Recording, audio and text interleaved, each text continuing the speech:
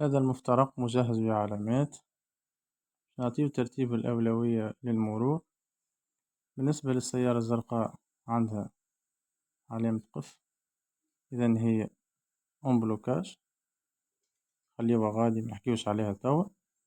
نجيو نشوفو اللي طريق اللي فيه السيارة الصفراء والسيارة الحمراء هو طريق ذات أولوية، الطريق هذه ذات أولوية يعني تساواو فيما بينهم، الزوز في كياس رئيسي ذو ذات أولوية.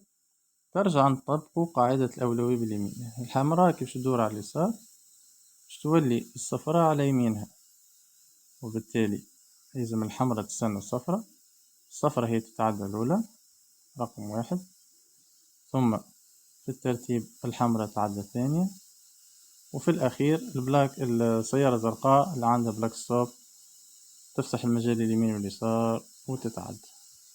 بارك الله فيكم، السلام عليكم ورحمة الله.